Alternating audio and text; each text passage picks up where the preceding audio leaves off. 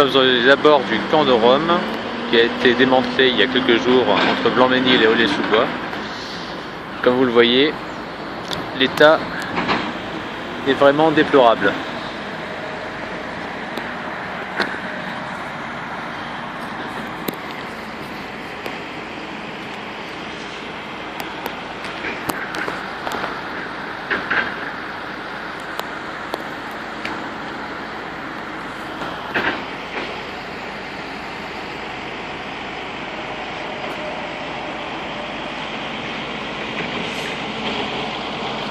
Donc il y a des détritus un peu partout,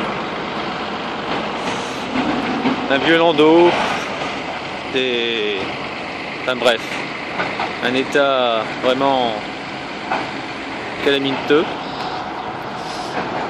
Ici les engins de chantier sont en train de déblayer ce qu'ils peuvent de l'ancien camp, qui était l'un des plus grands camps de Rome de la Seine-Saint-Denis. Et là, vous voyez les détritus à perte de vue. Alors vous remarquerez ici, c'était l'ancienne voie ferrée qui alimentait PSA et encore il y a un peu plus longtemps le Gare au Nord, parce qu'il y a une voie ferrée qui relie Gare au Nord au centre de triage de Blanc-Mesnil et Drancy. Cette voie ferrée n'est plus en activité puisque la dernière entreprise qui utilisait cette voie ferrée, donc PSA, a fermé. Et là on voit jusqu'au bout les détritus qui viennent donc de ce camp. Alors vous imaginez dans quelles conditions ceux qui habitaient dans ce camp vivaient. Donc hygiène déplorable, santé, enfin des mots difficiles à exprimer compte tenu de l'état des lieux.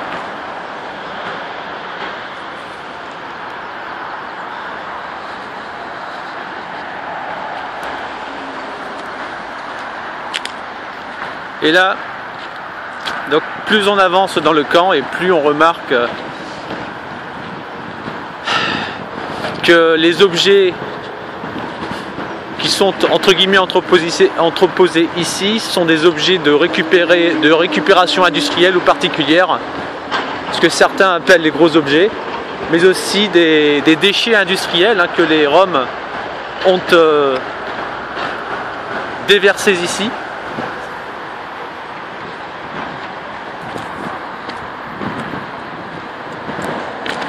Et là donc on voit les engins de chantier qui sont en train de déblayer, de nettoyer le terrain.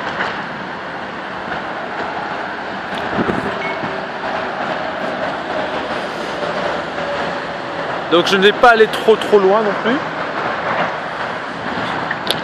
puisque bon, il y a quand même une odeur nauséabonde, hein. C'est très difficile de pouvoir supporter cela.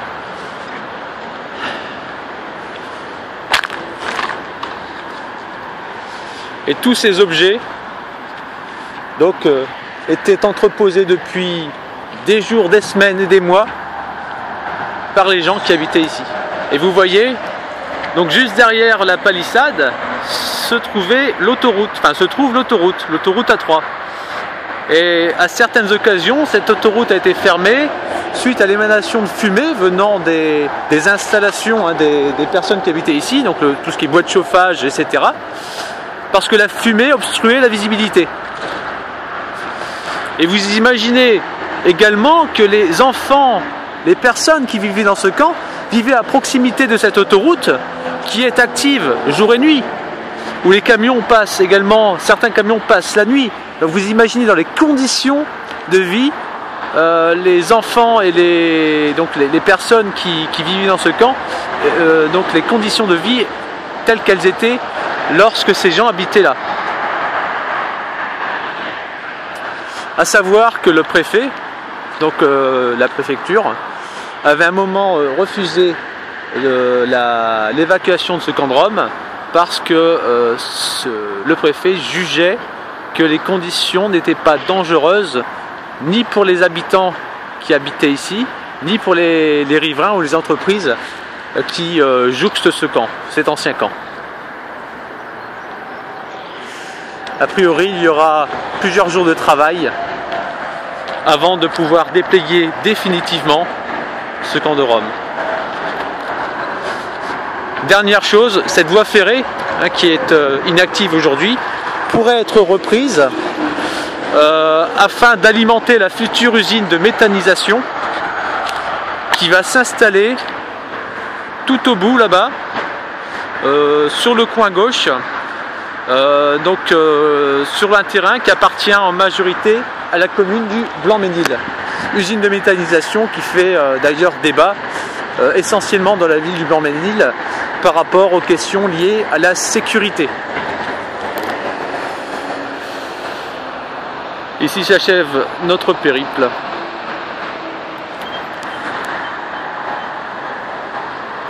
Dernière prise de vue.